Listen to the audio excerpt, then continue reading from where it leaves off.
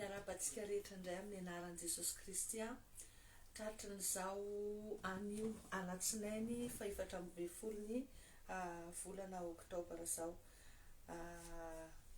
Tsy fantatro hoe aiza ny toerana misy anao amin'izao fotoana izao a, manerana an'izao tontolo izao a. Misy ny sasany izao any Canada, misy ny sasany any Frantsa, be da be tsika no efa mifankafantatra tafaraka eto. Manona fiadanan'i Jesosy Kristy tompo amintsika tsirairay avy a, n'aiza n'aiza toerana misy anao dia manasa anao anaraka ny fandarana indray androany a, manasa anao koa hizaran'izany a arak'izay azo atao a, mba ho fantarana ny ambainday ny fanjakan'Andriamanitra, mba ho fanohanana ny fandaharana. Voninahitra ho an'Andriamanitra indray ny mbola ahafahana hoe manana fotoana androany a hiaraka amintsika ato anatin'ity fandaharana ity, satria raha ny zava-misy dia tena lasa mihasarotra dia sarotra ny fotoana ahafahana manao fandaharana mivantana tahak'izao, noho ny fotoana, noho ny harerahana ny amin'ny tsy fampitorony amin'ny fanangonana rano, lasa mieteridetera ny fotoana. Fa tena hoe isaorana ny tompo a, mbola nanome fotoana indray androany ahafahantsika mifampizara eto a, ahafahantsika mifampahery ao anatin'ity fandaharana ity. Lohahevitra anankiray no dinihantsika androany a, ao anatin'ny resaka combat spirituel antsika tato ato a, dia tena hoe kasihan'ny tompo a, tena mbola hitohy ao anatin'izay hoe combat spirituel izay tsika, izany hoe ady any amin'ny tontolo ara-panahy, ady ao anatina vavaka fanafahana. Fandroantsika dia hijery manokana ny hoe inona avy ireo antony mahatonga antsika mila ny atao hoe vavaka fanafahana. Satria indraindray ny olona mieritreritra hoe tsy mila an'izany, efa vitan'i Jesosy ny zavatra rehetrarehetra.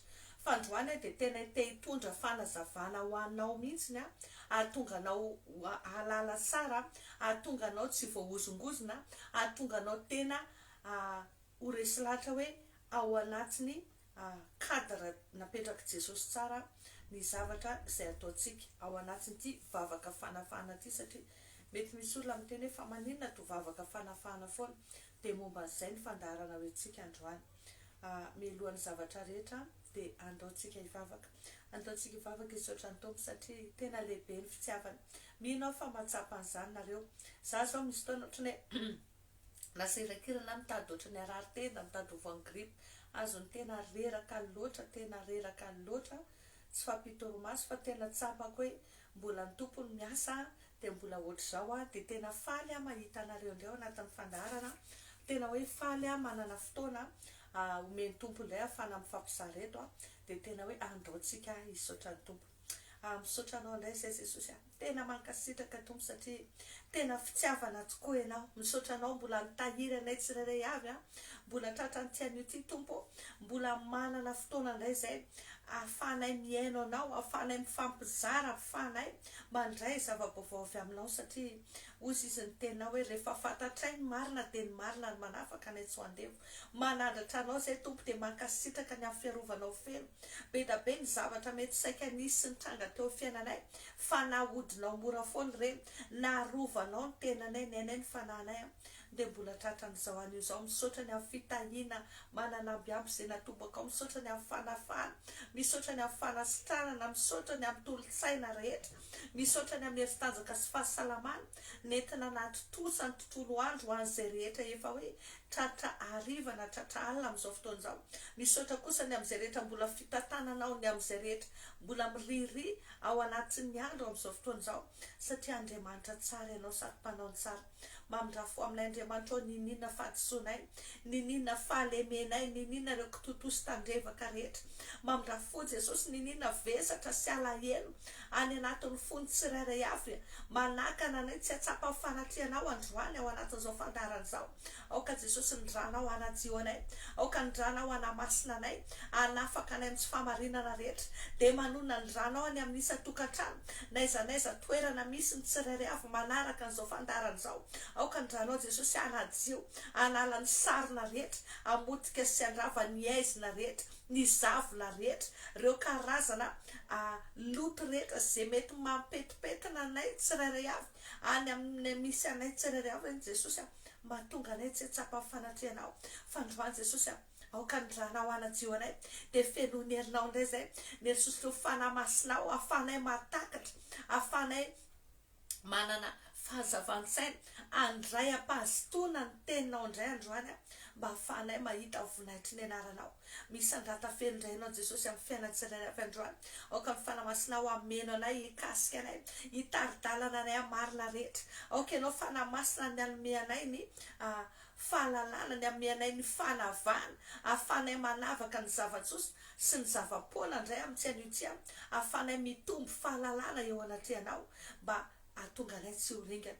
Misy andrata feno ianao Jesosy ao anatin'izao fandaharan'izao, aoka fanamasinao ny hitarika anay, aoka ianao Jesosy no anositra androany, mampanompona hosory androany, hosory ny feo, hosory ny samy, hitondra fanafana Jesosy, hiparika eran'izao tontolo izao, izay rehetra atao eto ho voninahitry ny anaranao. Satria Andriamanitra lehibe ianao dia fantatray fa rehefa miasa ianao dia tsisy masakana, dia apetraka eo am-pelantananao Tompo izao fandaharan'izao, apetraka eo am-pelantananao ny tsirairay avy sy ny fiainany tsirairay avy, ary dia misaotra fa efa miasa ianao ao anatin'izao. Eto ianao dia tsapanay fanatrianao, dia miasa mahery eto ianao. Jehovah Andriamanitra ray amin'ny anaran'i Jesosy Kristy. Amen. Araka ny teneniko teto izao hoe ao anatin'ny thème mitohy ao anatin'ny hoe ahoana fomba ialana amin'ny fandriky ny fahavalo.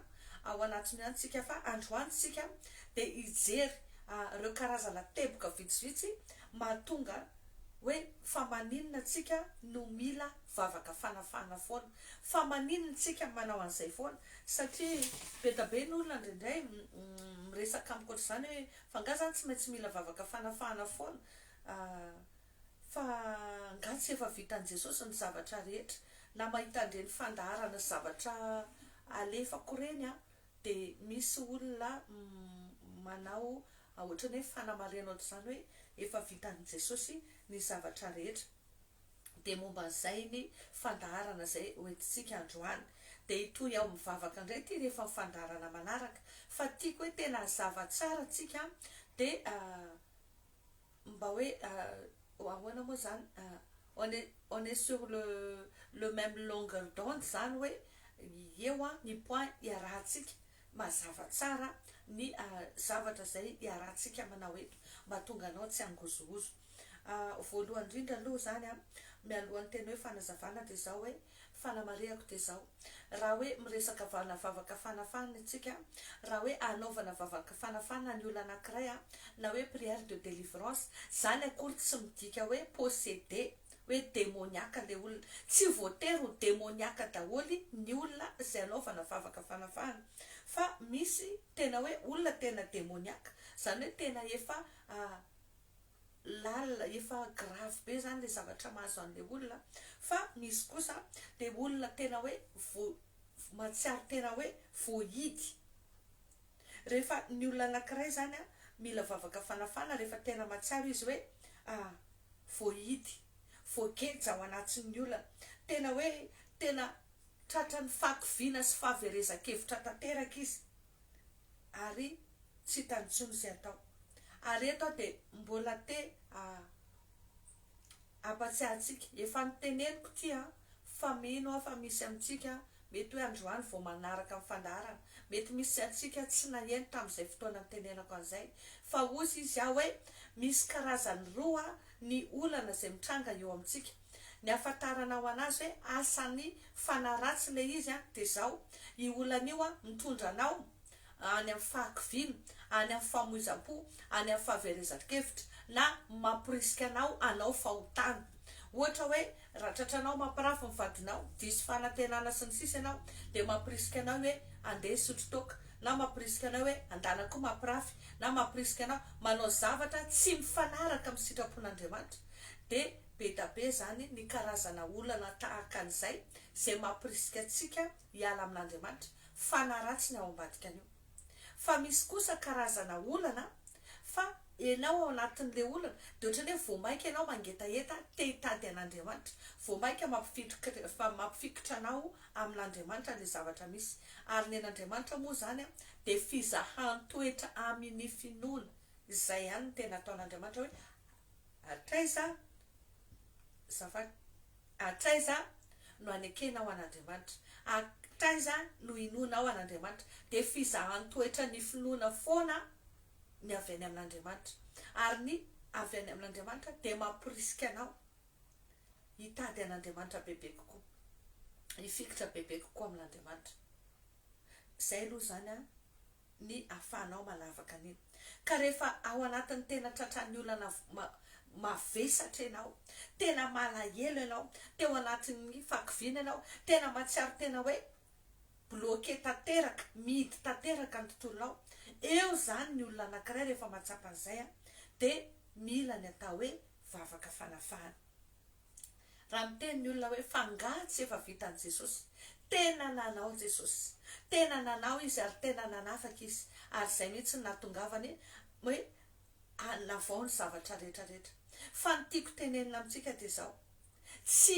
mora ny manaraka ny sitrapon'Andriamanitra zato isan-jato tsy mora ary tena hoe tsy evident mihitsy zany hoe isika amin'ny maha-olombelona atsika dia izy Andriamanitra dia manaraka ny sitrapony manaraka ny zavatra rehetra izay tenena fa maha-olombelona atsika zany dia misy fahadisoana foana eny antsefatsefana eny misy tsy fahamarinana foana araka ny tenin'Andriamanitra hoe ny fahamarinantsika dia lamba miosindra eo anatrehan'Andriamanitra noho izany tsika zany tsy afaka ny ho marina mihitsy eo anatrehan'Andriamanitra misy karazana fahadisoana misy fotoana ary tena hoe tafalatsaka ao anaty adalana indray nefa ny olona efa nanolo tena ho an'i Jesosy mety olona efa vita batisa mety efa tompona ndraikitra amin'ny fiangonana ambony mihitsy ara dia tiako tenena hoe ny zavatra tahaka an'ireny no mahatonga an'le famonjena izay nataon'i Jesosy tsy ho feno aty amin'ny fiainantsika satria tsika zany misy fotoana manokatra varavarana ho an'ny Satana tenin'Andriamanitra ary dia miteny misy hoe lavo impito mariny lavo impito marina ozy izy nefa ny Andriamanitra impito koa manangana anazy misy zavatra ohatr' zany eny anatin'ny fiainantsika any dia reny zavatra reny manokatra varavarana ho an'ny Satana eo amin'ny fiainantsika dia noho izany dia lasa misy irika dia lasa misy asana fanahy lasa mangeza atsika lasa mamatotra atsika ohatran'izany reny karazana asana fanahy ohatrany ahoana daholo ny fitrangana eo mety misy sasany zao any anatina nofy any lasa manofy manao firaisana ranofo amin'olona lasa manofy mandeha any amin'ireny toerana maloto any anaty WC any amin'ny toilette maloto reny manofy latsaka any anaty rano manofy misy manenjika manofy misy mitifotra manofy misy mamono manofy misy manindro ratsy reny nofy rehetrarehetra reny nefany dia raha vao nisy an'ireny teo ka zay karazana nofy zay no mitranga eo amintsika efa nisy fanahy zay tafiditra ao amin'ilay olona anankiray vao omaly zao mivavaka tsy omaly tamin'ny zoma mivavaka olona manofy hoe misy mitifotra zany hoe misy asana fanahy zany manenjika anao de mitady amono anao de raha vo zavatra ohatran'ireny tsy potehana tsy ravanao dimelo de lasa tena tanteraka ao amin'ny fiainan'le olona reny. Zany hoe ny nofo moa araka nefa nampianarantsika de hoe fampitandremana koa izy nendray de mbola resaka mbola tsy tanteraka zany izy de efa foananao de melo. Fa misy karazana zavatra zany tafiditry ny fahavalo eo amin'ny fiainantsika amin'ny alalan'ireny nofo reny ary tsy nitandrina tsy voapotika de miasa eo amin'ny fiainantsika de mitohy memafy le zavatra mitranga de efa tena bloqué tanteraka atsika vo tonga saina hoe fananinona moa za ty. Fa misy zavatra be da be ohatr'izany zany irika ahafahan'ny fahavalo miditra eo amin'ny fiainantsika vokatry ny fahotana vokatry ny tsy fitandrema. Tena androany de tena te hizara zavatra maromaro amintsika mihitsiny mba ahafahantsika mahafantatra satria tsika zany indraindray de ohatrany hoe efa vitan'i Jesosy ny famonjena zanak'Andriamanitra fanahy mahery atao anatiko de ohatrany hoe mieritreritra ianao fa tonga de milamina be ho azy ny zavatra rehetrarehetra. Za de tena teny amintsika foana Andriamanitra tena tiatsika tsy sitrak'Andriamanitra zany ny ampalahelo na ampahory ny zanak'olombelona fa za de mbola miteny ary manamafy anao fa Satana ne tany ambony tany de mahafantatra tsara hoe ohatry ny ahoana le zavatra iandrenao any. Satana ne mahafantatra hoe tsisy hevitra tsony aminy ary kely sisa ny andro noho izy ny tenin'Andriamanitra de izy Satana sy ny mpanompony rehetra de manao fomba rehetra andavona ny zanak'Andriamanitra satria izy mialina ny toerana zay misy asy misy anao fantany tsara hoe ohatry ny ahoana fitiavan'Andriamanitra asy anao ary de tena tsy zakany zany atao no fomba rehetra atonga asianao ho potika ampahory asy anao alavo asy anao ary indrindra atonga atsika tsy andova ny fiainana mandrakizay fa hiara ijaly aminy any amin'ny fiainatsika. De io Satana io tsy mamela atsika zany raha vao misy zavatra kely afany miapanganao raha vao misy zavatra kely afany misy irika eo aminao zay le ten'Andriamanitra mierina tahaka ny liona mitady zay arapany mitady irika foana izy miditra eo amin'ny fiainatsika de ny olana ny kristianina variana ny kristianina tsy mitandrina. Nisy taona efa niteny an'ity teny de averiko androany na de ataoko hoe reny karazana pratika na onanisma reny zany hoe manao firaisana ara-nofo de araraka ty ivelany ny semence zany hoe ny tsirinainy le lehilahy reny de fa nisan'ny zavatra manokatra varavarana be da be ao amin'ny fahavalo fa matetika ny olona zatra nanao an'ireny teo aloha misy taona rehefa tena tady zazy izy tsy mahazo tsony raha tsy miverina amin'i Jesosy aloha izy malaika an'iny mibebaka mifona mafiny amin'iny variana be tsika ndraindray tsika variana ny amin'ny zavatra misy de ohatrany hoe mandeha ho azy fa reny zavatra rehetrarehetra ataotsika reny karazana firaisana ara-nofo ivelan'ny fanambadiana ny amin'ny fijangajanga ahafahany fahavalo mamotika ny zanak'Andriamanitra reny. Amin'ny voalohany izy ohatry ny mahafinaritra de ohatrany hoe fa manomboka misy ny olona tonga ny aretina tonga ny zao marary any anatin'ny tova rehetrarehetra indrindray fa tsy voatery hoe zany daholo koa akory ny antony mamparary ny tova fa miteny aho hoe misy irika idiran'ny fahavalo eo amin'ny fiainatsika.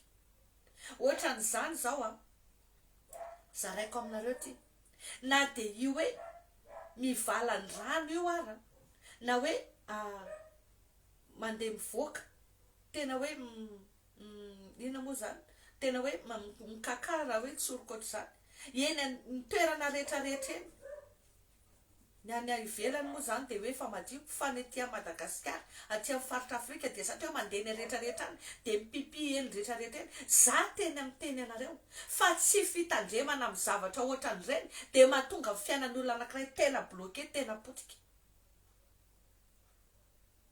fa zahay de nahita ary niaina zavatra ohatr'izany toeram-piasana anankiray nisy anay fa tena tsapako mihitsy hoe tena fitiavan'i Jesosy, tena sehon'i Jesosy anay le izy. Fa ainy ankiziko isaky ny zay andehany amin'ny toalety de efa misy manaraka zay ary misy zavatra ataon'le olona am'le fivalanandrano ataony am'ireo mpanapoko. De gaga fotrany misy zavatra hafahafa mangelify ary misy fanahy ratsy mihetsika. Fa nanomboka naseho ny tompo hoe andana rao reo ankizy reo fa reo ne misy manao ohatran'izao fa tonga de tratrako le olona manao an'le izy. Tam'izany aho mbola tsy tena nafantatra hoe aya tam'izany azon'ny olona tao.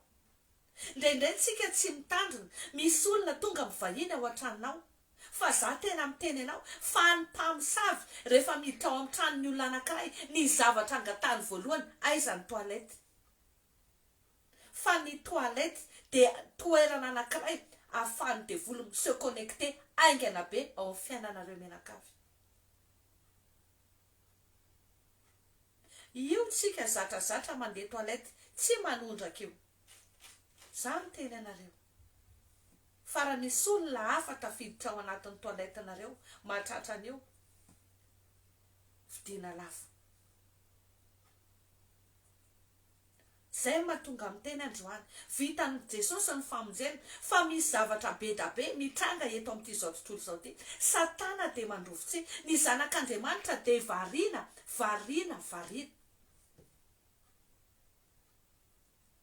Tsy haiko nareo na mba sendrany ty fa za moa mile mifanerasera amin'olona betsaka ary manana mpanampy sy zavatra be da be ohatr'izany. Fa misy fotoana misy atin'akanjonao tsy hita tampoka. Ary tsy za fa misy fotoana manao vavaka fanafahana olona angamba indroa zay sa intelo olona tratrana cancer nanony. Fa rehefa mivavaka de neseho ny fanamasina ana fa tonga de atin'akanjo ary nono mia de teneniko le olona misy ary nononao ohatr'izao ny de nakaizy io misy an'izay mihitsy fa tsy hitako, misy an'izay mihitsy fa tsy hitako fa reny zavatra mia mipetraka eo alefa any amin'ny mpanasalama tsy hita le izy aveo tedavinao tsy hita aveo izy afaka kelikely lasa hitako ny antona teo amin'le tady le izy. De enao mieritreritra hoe mipotra tamiko fa enao tsy manontany tena fa taiza zany ty hatram'izay 3 andro 4 andro tsy hita de lasa mivelo de anaovanao automatika fa nanomboka teo izy marina tokoa fa natsapako hoe nanomboka ny zavatra marary nonoko. Fa ny amin'ny mahafinaritra anahy foana amin'i Jesosy de zao raha vao fantatrao hoe taiza ny tomboan'ny olana io ao anaty vavaka ianao tena mikatsaka ianao hoe taiza ny tomboan'ity olana ty de mahafinaritra ty zao raha vafoana re afaka foana le olona tsy mbola nisy olona tsy afaka zany raha tena tamy foana izy ka tena nitady an' Jesosy. Tsy haiko hoe firy taona nanaovana asan'Andriamanitra,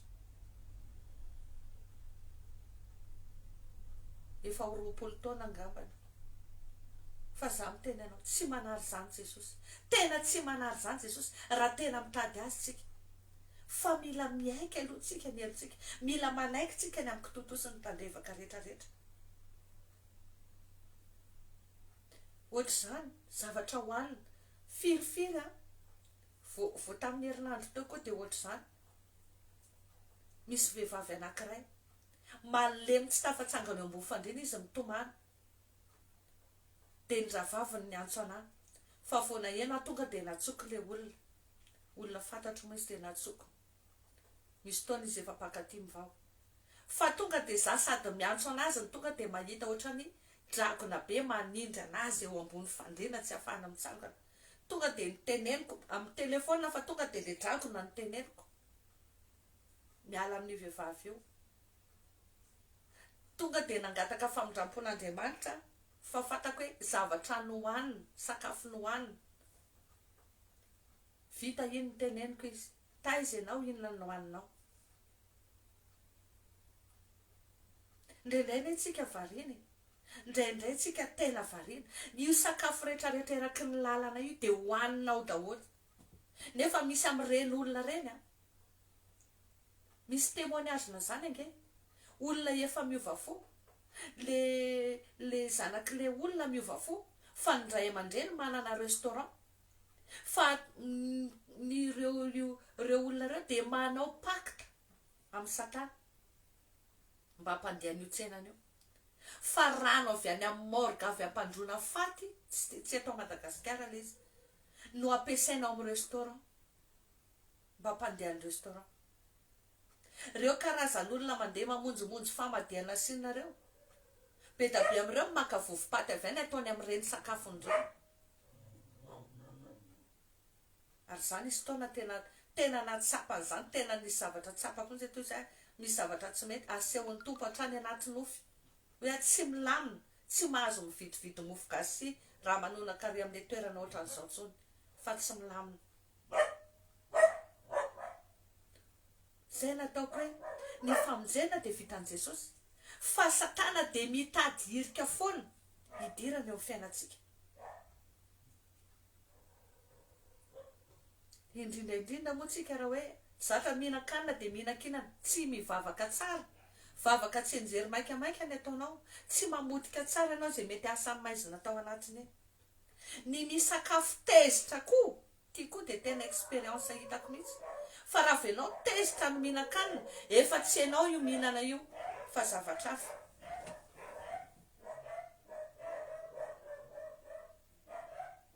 Raha zavatra ohatran'izay ny tany saiko izay zao dia reny matetika mitondra voakanina. Matetika rehefa manao vavaka fanafahana olona voakanina dia reny avy amin'ny zavatra nohanina na ny rivotra tafiditra ny anatin'ny tenanao. Ary vokatry ny pepo matetika ny akamaroana. Fetsy eny dia vola, tena fetsy ny fahavalo. Ataony misy zavatra mahasorena anao aloha, ataony misy zavatra mampalahelo anao aloha, ataony misy zavatra matezitra anao aloha dia ampidiry moramora ny azy rehefa avy eo vita ny mission. Ianao mieritreritra hoe ny lamina fa avy eo ianao gaga hoe fananinana zany. Fetsy ny fahavalontsika fa tsika variana. Tsika variana, miala voly, variana, mandany fotoana ami'rendrarendra, ny amin'ny asa amin'ny fitadiavam-bola, variana amin'ny fiainam-panahintsika. Nefa ny fahavalontsika mahafantatra tsara hoe inona ny ataony amintsika. Ny fahavalontsika tsy matory andro manala, manao fomba mitena sy andravalantsika. Ary io resaka sopatra io io dia tena anisany mahatonga ny zanak'Andriamanitra be da be victime. Le voalazako teo roa teo izao dia be da be resaka tsy fitandremana, ny fahotana, fa ny sopatra dia anisany mitondra fampitena sy faravana be da be ny zanak'Andriamanitra ary mahatonga antsika ilany atao hoe vavaka fanafahana. Hoy izy le tenin'Andriamanitra any amin'ny Matthieu 5 angamba izy iny 5:20 hoe ary raha natory ny olona hoy izy dia tonga ny ratsy fanahy na mafy tsy parifary tao amin'ny vary. Zany mahatonga n'Andriamanitra mahatonga an' Jesosy Kristy miteny hoe zay rehetra tsy namboleny raiko dia tsy maintsy hongotana, satria misy fahavalo mamboly zavatra hafa eo amin'ny fiainanao. Misy fahavalo mamafimafy zavatra hafa eo amin'ny fiainanao. Itsika matory ao amin'ny alina io misy zavatra be da be mitrangany amin'ny tontolo ara-panahiny. Zany mahatonga na miteny za moa dia androany zany dia sady me mihitsy na enao an'le rahavavy anankiray mpifanoratra tamiko izy dia nandefa message dia niteny izy hoe Joseline tena natsiaro n'le teninao mihitsy hoe rehefa foazin'ny tompo ianao mialina dia mifoazy, fa nahita témoignage na satanista ozy izy tamin'ny télé émission anankiray dia tamin'io izy dia resaka hoe olona mila olona te hamerina an'le olon-tiny, le olona mandehany aminazy dia ozy izy le satanista hoe raha izany dia zao tsy maintsy mifoha amin'ny 3 maraina makany amin'ny toerana misy an'io olona io dia mamatotra azy. Amin'izay izy tsy afaka mandehandeha intsony dia miverina miaraka aminao. Hitanareo amin'izany mavita izy mifoha amin'ny 3 maraina. Reo mavita hoe eto izy fa mandeha any Canada izy hamonjy rendez-vous any izy rehefa avy eo. Tsy matory izy manao ny fepetra rehetra izy amin'ny tehany anao. Fa ianao zanak'Andriamanitra, inona mba ataonao? Inona mba ataonao?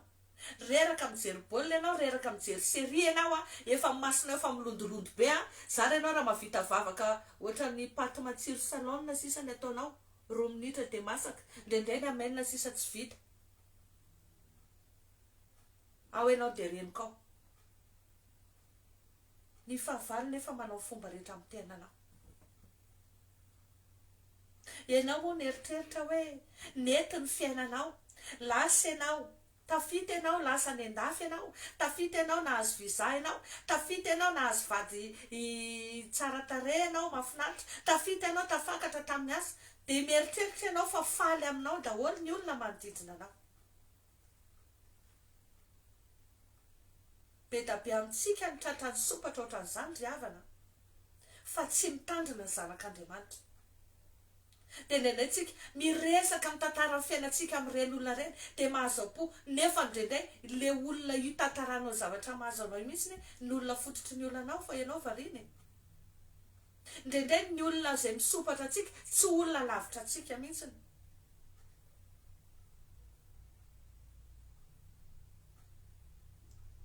Fa mila tena mitandrina zasy ianao, mila tena mandala, mila tena hoe miray tsara ny fanamasintsika de fanamasin'Andriamanitra no afaka mampiariary atsika ny zavatra miafina rehetra any ambadimbadika any.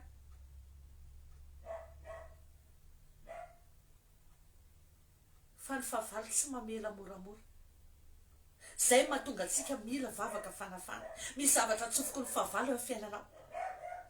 Raha tsy zany jereo tsara angety misy karazan'olona ohatra hoe mpivady na ino, olona tsy nanina teo, olona tsara fanatampoka teo, ny zavatra kely ny serana nalandany zalo de efa mahita an'izany karazany be da be mihitsy ao anatin'ny asan'Andriamanitra natao, fa tonga de miova tsy izy mihitsy io olona io. Saroman'ny fahavalo io. Misy an'ireny karazana moyen de contrôle à distance ireny ataon'zareo, fa tsy tompony tena ny olona io. Za de tena niainan'izany, zay tato amin'ity tokantrano ity de niainan'izany. Mpanampy koa olona tsy mahay izay teny vazaha kory, satria ny zanako zatra miteny vazaha ato an-trano, fa raha miresaka amin'izareo ary ny zanako de tsy maintsy manova teny gasy ary samy sahirana. Fa rehefa io fanahy io manarona ny zareo de za miteny anareo tsy zareo intsony. Ohatran'le teny Paoly tsy za intsony velona fa Kristy velona ato anaty, fa le tsy zareo intsony le olona miresaka aminao, fa miteny vazaha be ohatran'ireny inona reny zareo.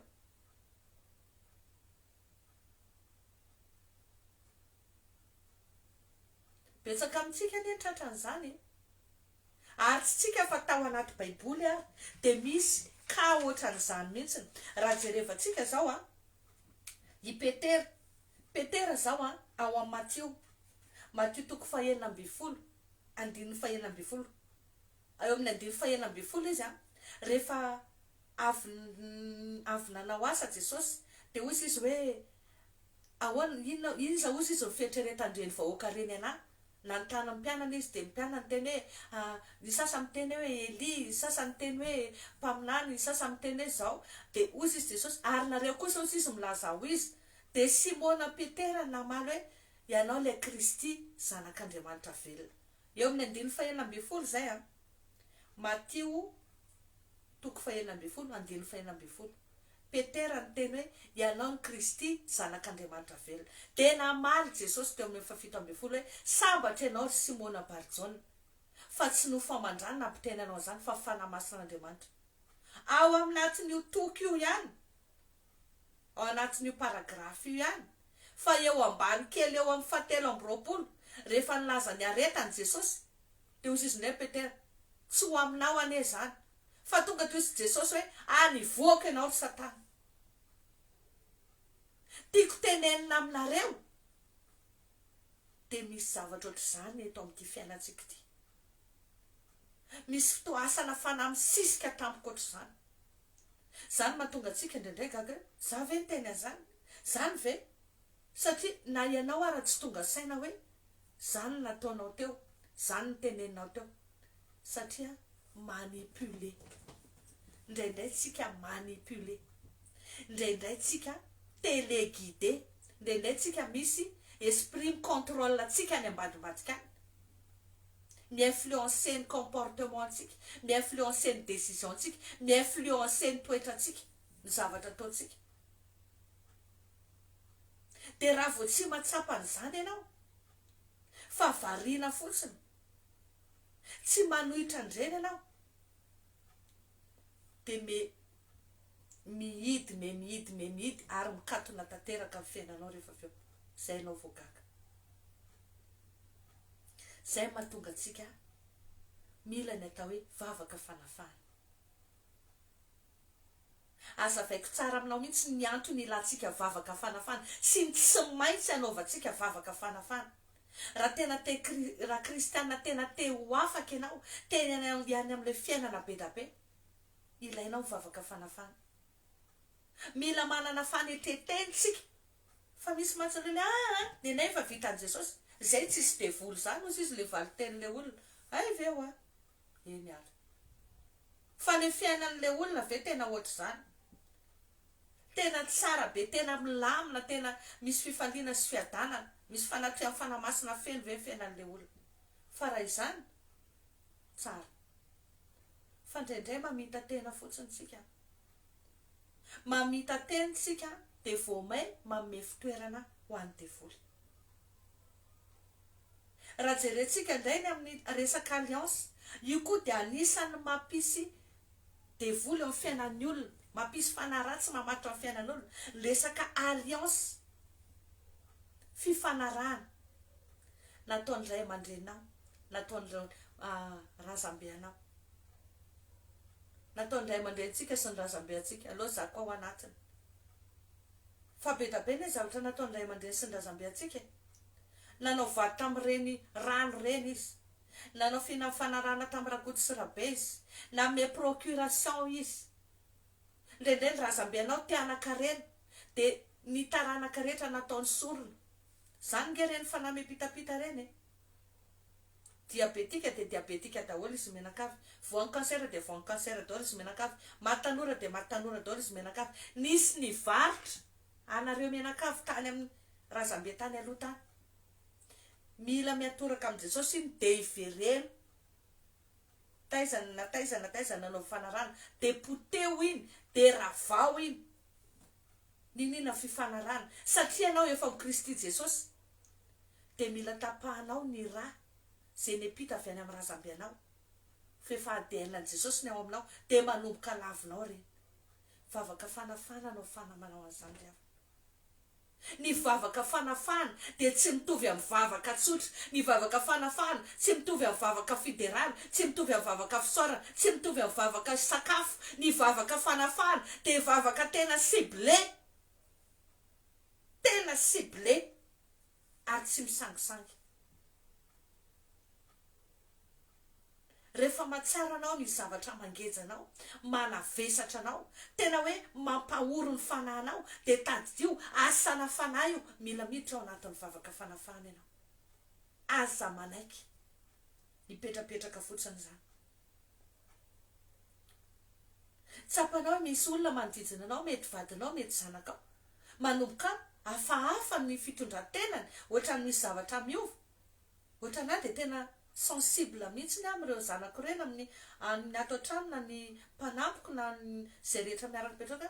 No, hafahafa ho ianao zany, hafahafa ianao zany, avy ianao aty fananinina ianao, adiadiko mihitsiny. Inona ny nofinao tamin'ny alina?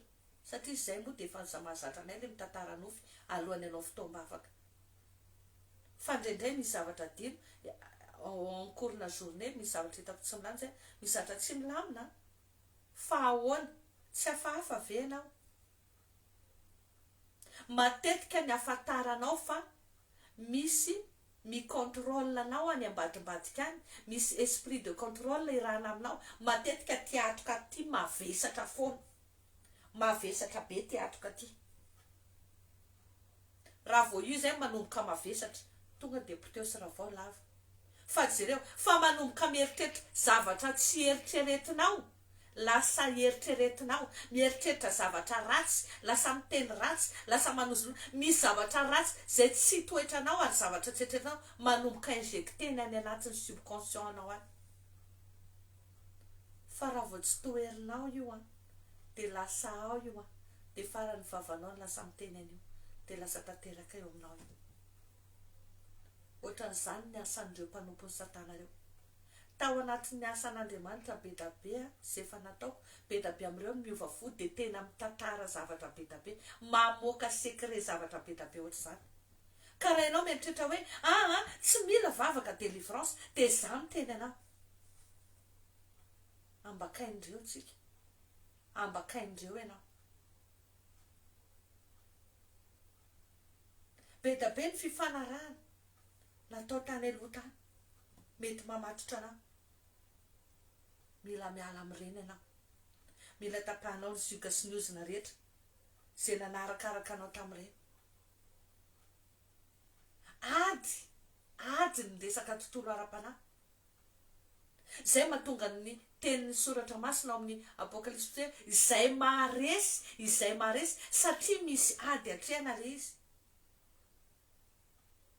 Ary zay mahatonga ny ten'Andriamanitra hoe ny osa sy ny tsy mino tsy andova amin'ny fanjakana lanitra. So de nao mieritreritra hoe milamindamina fotsiny fa efa vitan'i Jesosy ny famonjena. Fa indraindray tsika vao vitaka de tratrano olana sy fampitena sy faravantsika de kivy avy eo de manomboka imonomonina amin'Andriamanitra. Za miteny anao, tena tianao Jesosy, tena tiany Jesosy ianao, tsy sitrapony zany ny ampijaly anao, fa i Satana be fialolana, i Satana tsy anaiky anao moramora de manao fomba rehetra mandriana anao, ampahoriana anao. Raha tsy zany Andriamanitra tsy niteny hoe tafio ina moa raisa avokoa ny fiadin'Andriamanitra rehetra. Mila raisinao fiadin'Andriamanitra satria mila miady ianao, mila miatrikady ianao, fa ianao azakivy fa raha mbola miaraka amin'ny Jesosy ianao de tsy maintsy mandresy ianao.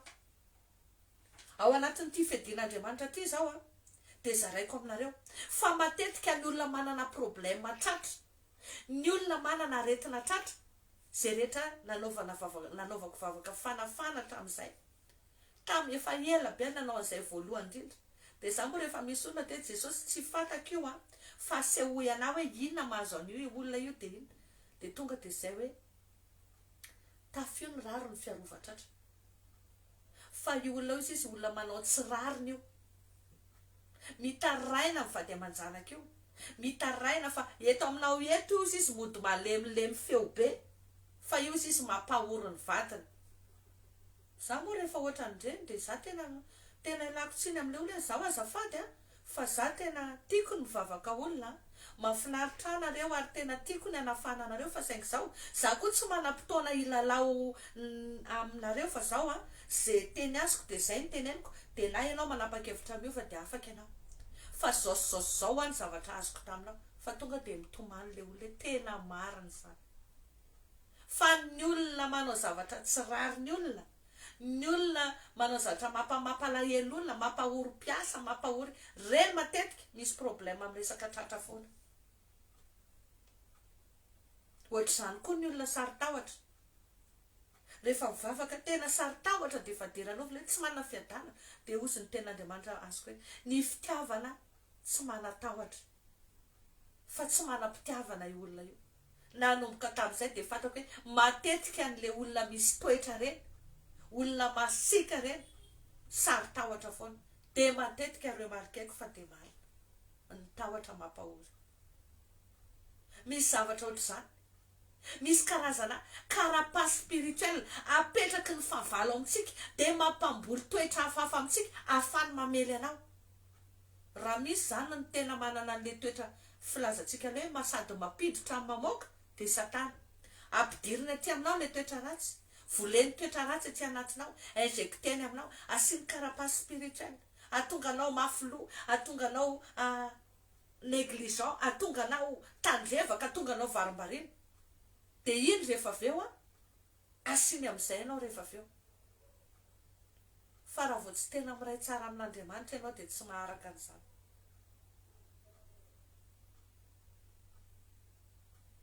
zany mahatonga antsika mila ny atao hoe vavaka délivrance. Reo anton'ireo mahatonga antsika mila vavaka délivrance, vavaka fanafana. Fa ny anankiray koa dia zao, Jesosy Kristy, izy tenany mihitsy ange dia miteny mihitsy hoe izay mino ahy ny asa ataoko no ataony koa, ary anao asa lehibe noho izany ara izy. Vakio ny baiboly rehetra, Matthieu, Marka, Luka, John, ny asa nataony Jesosy, ny asa nataony apôstôly rehetrarehetra manomboka amin'ny asan'ny apôstôly.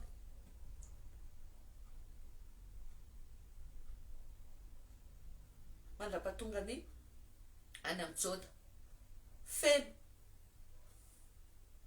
Dia ahoana ianao kristianina amin'izao fotoana zao milaza fa tsy mila délivrance? Ahoana ianao no milaza fa tsy mila vavaka fanafana? Nefa Jesosy Kristy miteny mihitsy hoe izay mino ahy ny asa ataoko no ataony koa. Maniraka sy anao Jesosy Kristy. Ohatran'izany ao amin'ny Marka 9:20, ny 9:20 izy dia miteny mihitsy hoe ary izao famantarana zao izy no anaraka izay mino. Izay mino an'iza io? Izay mino an Jesosy. Amoaka demony amin'ny anarako izy, iteny amin'ny fiteny izay mbola tsy fantany izy, ametra tanana marary izy dia ho sitrany reny. Aiza ho aiza zany ny vavaka fanafana amin'izany. Raha milaza fa fiangonan'i Jesosy Kristy, ka tena Jesosy Kristy no irena, ahoana ianao tsy hanao vavaka fanafana? Ahoana ianao tsy mila vavaka fanafana? Fa za tena miteny anareo mila mitandrina ianareo ny amin'ireo karazana fiangonana milaza fa tsy ilaina intsony ny fanaovana délivrance, tsy ilaina intsony ny fanaovana vavaka fanafana. Ampanetretena ny lazako anareo fa tao anatin'ny efa 20 taona angambany izay nanaovako ny vavaka fanafana, fa mbola tsy rehetra mihitsy ny olona mila vavaka fanafana hatramin'izao. Ary misy olona efa niraisinao tamin'ny iray, mbola miverina raisinao, mbola miverina raisinao. Ary lazay atao an-tranao dia tsy mitsahatra manao an'izany, satria tena mitady hirika ny fahavalo. Ary voavarim-barina ianao dia indray, satria ianao tsy havita hitandrina foana hoe tsy ho tezitra mihitsy, tsy haloto fo mihitsy, tsy eritreritra zavatra miserana ratsy mihitsy, fa vao misy hirika dia avy izy. Dia ahoana le fiangonana misy dia hoe tsy manao délivrance? Mamperitreritra ihany. Misy ange tenin'Andriamanitra tena miteny mihitsy hoe mino ny zanak'Andriamanitra hozy izy nefa mandany herina. Reny ange no afantarana, reny ange ny fomba ahafahana mampiatra ny herin'Andriamanitra, ny vavaka fanafahana. Hozy izy Jesosy hoe zay tsy manohitra antsika hozy izy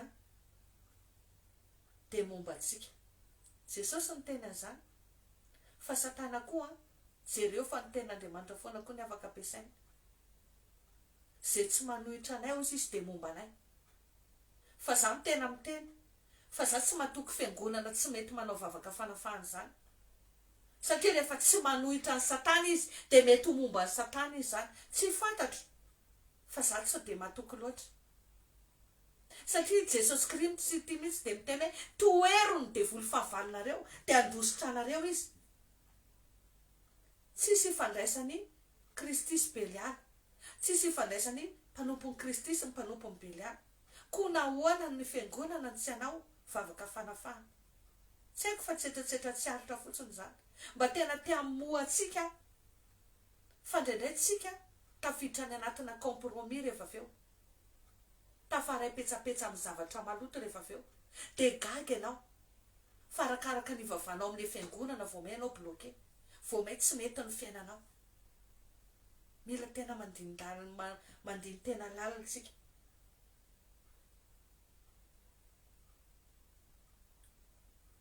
Fa tsy kilalao ny fiainam-panahy, tsy kilalao ny fiainam-panahintsika. Ny anankiray farany dia zao, anisany mahatonga ny olona tafiditra anatin'ny olana lalina koa matetika dia tsy fitazomana ny fahasoavana sy ny fanafana izay azo. Rehefa ianao zany nafahan'ny tompo tamin'ny zavatra anankiray, ohatra hoe tao anatin'ny aretina mafy, tao anatina olana tsy fananam-bola, nahazo asa ianao nena. rehefa azonao ny zavatra nilainao a de baibay Jesosy rehefa aveo ohatran'le boka sivila fa reny koa de anisan'ny manokatra varavarana be ho amin'ny fahavalo.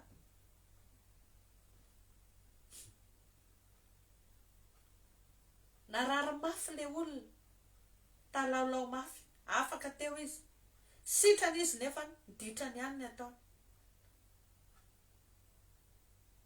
Jesosy le tena miteny mihitsiny amin'ny Jaona 5:7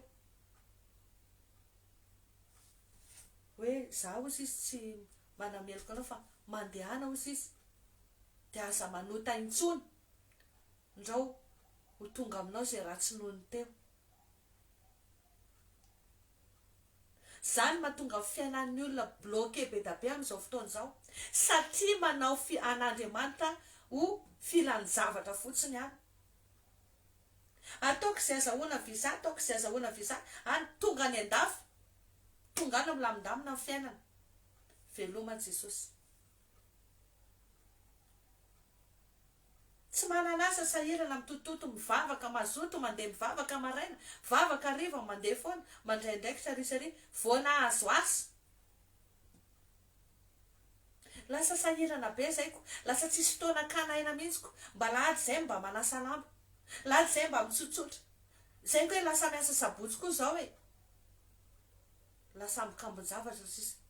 Fa za miteny anao, toe-posy toe-tsaina ohatran'ireny, tena mety température mety amin'ny asan'ny fahavalo mihitsy.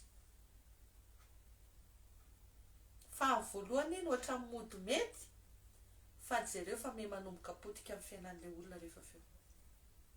Engany mba tsy ho tara loatra. Satria ny devoly anankiray zay nalana tao aminao, fony anao tao anatin'ny olana, fony anao tao anatin'ny aretana, fony anao tany anatin'ny fatorana sy ny geja sy ny gadra rehetrarehetra nazo anao tany, ny devoly anankiray ny roana ny ala tao aminao. Mandeha mirenireny any izy ny ten'Andriamanitra. Fa rehefa tsy miambony ianao, mitondra namana 7 hafa. Ray mitondra namana 7, raha 7 zany ny ala tao a, de fois 7. Raha 10 ny ala tao de fois 7. Zany mahatonga hoe tena lasa bloqué tanteraka amin'ny fiainan'ny olona rehefa aveo. Aiza ho aiza ny tsy ilanao vavaka fanafana amin'izany. Ary ny tena isaorako an'Andriamanitra ara tena voninahitra ho an'Andriamanitra fa na situation ohatran'iny tena afaka foana rehefa tena mifono le olona. Tena voninahitra tena ny olona.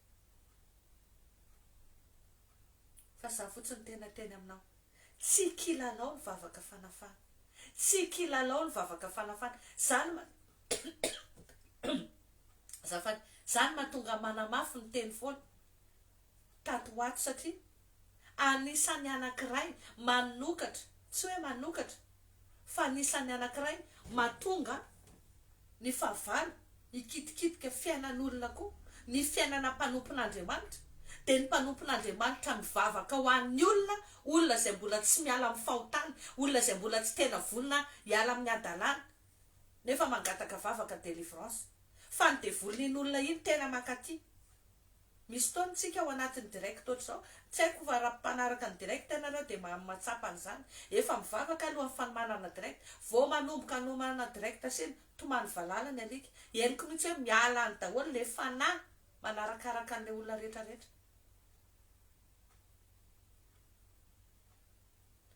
Zany mahatonga misy mpanompon'Andriamanitra tena potehany devoly mihitsy. Resaka valifatina satana, resaka contre-attaque na fahavalo. Zany tena anareo tsy kilalao ny vavaka fanafana, tsy kilalao ny ady amin'ny tontolo ara-panahy, fa zavatra tsy maintsy idirako sy idiranao nefa le izy raha te handresy zasy anao, satria ny osa sy ny tsimino tsy andova ny lanitra. Jesosy rehefa maniraka anao de miteny anao hoe strano ny marary, afao ny mpifatotra, diovy ny boka, de manao ianao, satria zay ekenao teny no tomponao. Misy zao karazan'olona de zany mihitsy mahatonga fanatafiditra aminazy. mifampirara fampikasokasoka na manana patron izy mpanompona satana fa fidio tsara ny teny ekenao amin'ny olona io fa tsy manao obéissance passive ianao ka hoe zay tenen'io dia rahanao daholo. Mila manana discernement tsara ianao fanavana hoe atreto ny cadre professionnel zay tokony anekeko an'ity olona ty fa raha manomboka mampiditra resaka any amin'ny tontolo fesana izy fefa fombafomba siny de hoe enao mpanadio trano de hoe ity atao an'izao ity samboka ty atao an'izao de sina menaka de asay manao an'izao efa manomboka mila manday ianao fa fotoana ianao vao manaiky an'iny de efa tsy Jesosy tsony ny tomponao zay. Zany nge mahatonga le ten'Andriamanitra hoe tsy enao ihany na mpanompo anay fa efa tompo maro hafa koa e. Misy olona be da be ekeketsika teny fotsiny amin'izao. Za tena teneniko anareo miteny an'ity foana zao na aiza liako ohatr'izao foana mipoziko zao moa za mifono tenda fa ohatra ny tady mangarangarana hafahafa amin'ny reraka koa fa naiza liako. Misy namatsika ao manaraka fandaranao zao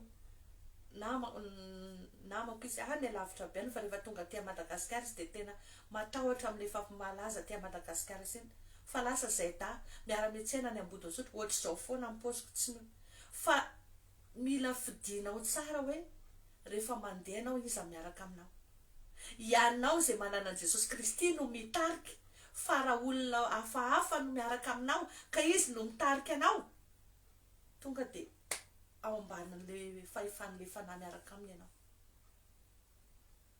na de zavatra ohatr'izany ary lazaiko anareo de efa nisan'ny manokatra varavarana. Mila tena mitandrina tsika, mila tena mitandrina isika sitraka eo anatrehan'Andriamanitra tadiavintsika tsy manampy olona ratsy fanahy zany ianao rehefa fantatrao fa mpanompo ny Satana tsy manampy an'ireny zany ianao rehefa misy fitahiana omen'Andriamanitra anao tsy azonao omena olona mpanompo ny Satana zany.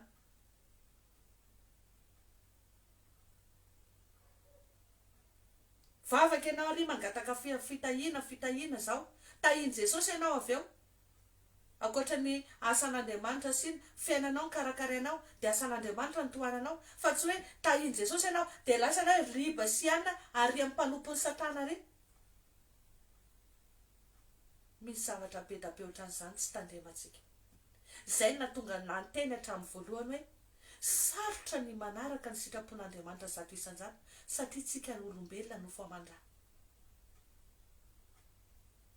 tsy evident mihitsy zany hoe anaraka ny sitrapon'Andriamanitra zany amin'ny maha olombelona tsika ny famarinantsika hoy zany lamba misondray eo anatrehany fa saingy zao lava impito ny marinao izy ny ten'Andriamanitra de impito koa Andriamanitra manangana azy fa ny angatahako aminao na inona zavatra misy ao fiainanao ifikiro Jesosy mandeha anakara famarinana mandeha anakara famasinana sy ny fatahorana an'Andriamanitra na de reo fotsiny ary fikiranao de efa zava-dehibe ho anao zay de eo anao manomboka manohitra ny devoly fahavalonao mamotika ny inona zavatra nataony fahavalo amin'ny fiainanao fa manomboka miova amin'ny fiainanao fa ny vavaka fanafana tsy ho anatao an'ny olona mbola miaina amin'ny fiainana vetaveta miaina amin'ny sexe hors mariage miaina amin'ireny karazana halatra sy tikely risy kolokolo hatrany amin'ny toeram-piasana reny ataoko sy ny ty fa mena 10% raisiko ianao ao amboariko ny dossier anao reny rehetrarehetra reny zany teny anareo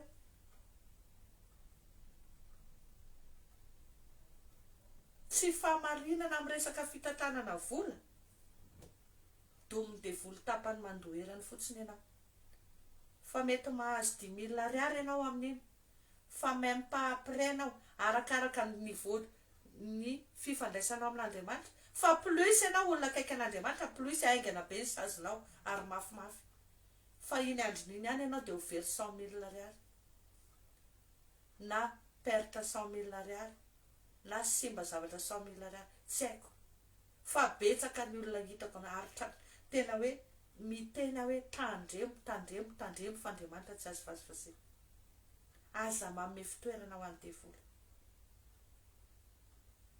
zany rehetrarehetra zany ry havana mahatonga antsika mila ny atao hoe vavaka fanafahana ary ny vavaka fanafahana dia fantatry ny devoly fa tena fitaovana pedina mahery vaika raha olona tena manana ny herin'Andriamanitra mandiaraka ny famarinana sy ny famasinana no manao an'io tena zaka ny devoly io tena manakorotana ny tontolon'ny devoly io dia izany mahatonga ny zareo manamafy ny heriny dia indraindray anao gaga arakaraka ny vavanao an'ilay izy ohatra voameme mafy ny ataky satria zareo manamafy ny heriny fa zahay fa mampianatra anareo eto manomboka dévanceo ninina renforcement de pouvoir atao tonga dia foana sahady fa aza manaiky an'izany ninina ataonareo tonga dia tsinotsiniavina amin'ny anaran'i Jesosy ny anao ny ataovy tonga aloha tonga dia foana raha vao ataonao amin'ny anaran'i Jesosy iny dia ny anao mahery atonga andreo anomboka tsy kitikitika anao intsony ary le koa raha vao tsy mise sentir menacé zany fa avelanao malalaka alaizy tsara manakorotana ny fiainanao dia ranomasy lava eo ny anao ary ny hafarany ange ny problème ny olana dia zao e rehefa tena diso mijaly loatra atsika latsaka anaty fimonomononana latsaka anatin'ny fahotana dia farantsika tsy andova fiainana mandrakizay ary izay nefa ny tena tanjon'ny zareo zanak'Andriamanitra ianao mila miaina ao anatin'ny fiainana fifaliana sy fiadanana ianao zay tsy hanananao fiadanana zay rehetra tsy avy amin'Andriamanitra manomboka ongody lavo hiala eo amin'ny fiainanao aza manaiky hitondra zioka tsy atononanao zany intsony fa fiainana be da be no many Jesosy ianao fa tsy fahoriana lava mandalo sedra ny zanak'Andriamanitra fa tsy hoe zany foana fa raha zany foana dia tsisy ho vovony zany fa mila tena miratra mihitsy ny masom-panahintsika manomboka tsy manaiky tsika ny amin'ireo zavatra ataon'ny fahavalo dia tia koa ny anankiray tiako tenenina ao anatin'ny resaka manipulation ohatra teneniko ty jerevo tsara nge fa matetika ny ataon'ny devoly tia koa zavatra tena hitako foana ary be da be za efatra tranotiany be da be fa ny olona zay mikarakara ny ara-panahin'le olona iny mihitsy ny ataony tsy tian'le olona ntsony ahodiny mihitsy ny lohan'le olona tsy hifanerasera amin'iny indrindra raha resaka sorcellerie familiale ny mahazo ny olona io ny olona tratrany sorcellerie familiale mafy loha be tsy mety mihaino tenin'Andriamanitra zany tsy mety mihaino mpanompon'Andriamanitra zany le mpanompon'Andriamanitra mikarakara sina iny ary vao mainka halany sy tsy tiany mihitsy raha vao tsy tena manana herin'Andriamanitra izy miorina ao anatiny resaka zavatra ohatran'izany ny ataon'ny fahavalo antsika dia mandra-pahoviana atsika ry havana no anaiky fa za tena miteny anao rehefa ny Jesosy miteny hoe toero ny devoly fahavalonareo dia toero izy rehefa Jesosy miteny hoe izay mino ahy ny asa ataoko nataony koa dia anao asa lehibe noho izany izy dia ataovy ny asan'Andriamanitra ataovy ny asan'Andriamanitra manomboka ao amin'ny tenanao apetrao amin'ny tananao amin'izay marary aminao ampiasao eo amin'ny ankonanao ny fahefana izay nomeny Jesosy ianao ampiasao amin'ny manodidina anao fa raha samy manao an'izany tsika rava ny asa maizina amin'ny tontolontsika rehetra fa aza manaiky raitsy kombakomba amin'ny devoly zany dia tsika indray manome vahana anazy dia tsika indray manome fitoerana dia misinstalle amin'ny canapé tsara izy eo amin'ny fiainantsika dia eo atahoana fa dia izay za fa dia mandrosoanareo mila mifotsika zanak'Andriamanitra mila tsy manaiky tsika mila afaka ao ambany fahefany ratsitsika mba ahafahantsika tena mahita voninahitr'Andriamanitra eo amin'ny fiainantsika izay ny fandaharantsika androany a tena hoe teanao point kely ohatr'izay mihitsiny a ahafahantsika manohy indray ao anatina vavaka fanafana mafimafy kokoa amin'ny manaraka mba tonga anao tena ho azonao hoe inona ny anton'le fandaharana mba tonga antsika tsy angozozo ahatonga antsika tena fikitra tsara ary indrindra ahatonga antsika hitandrina amin'ny zavatra ataontsika. Manaraka an'Andriamanitra tsika dia mila miezaka madio, masina, mahitsy sy marina eo anaty an'Andriamanitra. Izay fotoanantsika fa ndao tsika vavaka hisaotra ny tompo hamarana fotoana. Voninahitra ho anao Andriamanitra rainy amin'ny fotoana rehetra izay nahafahanay ny fampizara teto androany. Misaotra anao fanahy-masina any amin'ny herinsosotrao izay miasa ao anatiny ireny fandaharany ireny. Ianao Jesosy no mampitombo, izany mafy fa ianao no mampitombo, ianao no mikolokolo ny amin'izay rehetra ny raisiny tsirairay avy. Ny angatahako Jesosy dia hoe mamindrafony amin'izay rehetra tsy araka ny sitraponao, mamindrafony amin'izay rehetra tsy nanomezana voninahitra ny anaranao. Voaka ianao tompo ny asa fenao any amin'ny tsirairay avy, mba hatonga ny olona tena hoe hifahatra, hatonga ny olona tena hoe tsy hangozogozo, satria manana anao ilay fahamarinana ifikirana izy manomboka androany. Dia ny teninao Jesosy no hitokiana sy fikiranay manomboka androany, fa ianao maniraka anay dia ny teninao no arahanay. Koa dia omeo ny herinao ny olona tsirairay avy manomboka androany Jesosy, mba hahafahanay miainao anatin'ny fahafahana tanteraka. Satria raha ianao zanaka ny manafaka izy ny teninao dia ho afaka tokoa izay. Dia mba tianay Jesosy hiaina amin'izany hoe fiainana feno fiadanana, fiainana be da be ao anaty fanafahana tanteraka izany. Ka dia misandratan-drainao fiainany tsirairay avy ho voninahitra ny aranao.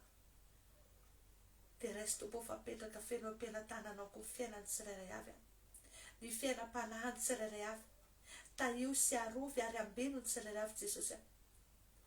Dia voninahitra ny aranao izay rehetra vita teto koa dia atolotra feno anao, dia ianao niaro anay any amin'ny ratsy rehetra, niaro anay any amin'ny valifatiny Satana rehetra. Voaka ny fiadananao no hanapaka feno amin'ny tsirairay avy ho voninahitra ny aranao. Dia misaotra indrindra raiko amin'ny anaran'i Jesosy Kristy. Amen. Mankasitraka anao izay nanaraka ny fandaharana hatramin'ny farany, manona ny fiadanan'ny tompo mirary toromaso mamosambatra raha alina ohatran'izay misy anay aty Madagasikara. Hitako misy anareo izay any Koweït, côté Afrique du Sud, ie alina daholo izao ny any. Ny sasany mbola lolo kely, ny sasany tena mbola atoandro, fa dia izao hoe ny fanatrian'Andriamanitra ameno antsika tsirairay avy. Dia ho salama sy ambina amin'ny zavatra rehetra angenao tahaka ny hanambinana ny fanahinao. Dia manome fotoana antsika manaraka eto am-bavaka, tena eto am-bavaka ny fandaharana, satria araka ny teneniko hatramin'ny voalohany tena lasa sarotsarotra na ny fotoana. Zara raha manana fotoana adiny firy fotsiny atoriana isan-kalina ny amin'ny resaka olana amin'ny rano, ny asa aman-draharaha tena tsisy dia hoe hipetrahana, fa hisaorana ny tompo manome fotoana. Dia angatana amin'i Jesosy ny fotoana manaraka izay tonga dia ho lazaiko hoe hiditra ao anatina vavaka matanjaka tsika. Tsika tsy hanaiky izany, tsika tsy hanaiky, ary za tena ato anatin'ny foko mihitsy ny tena hoe anovany Jesosy tanteraka amin'ny fiainanao, analany Jesosy ny amin'izay rehetra nangeja sy namatimatitra anao hatramin'izay. Satria tena izany sitrapon'Andriamanitra amin'ny fiainanao, mba haneken'ny olona fa Andriamanitra velona io Andriamanitra tsontsonao isan'andro io. Dia tena hoe manasa anao hoe anaraka ny fandaharana, hiditra ao anatin'izay vavaka izay tsika manaraka, dia hitondram-bavaka ny fandaharana, hitondram-bavaka ny mpanompon'Andriamanitra, hitondram-bavaka nyity groupe ty, mba tena hoe ho ampiasain'ny tompo mba ho sitrapony. Izay fa dia mirary soa daholo dia tahiny Jesosy daholo.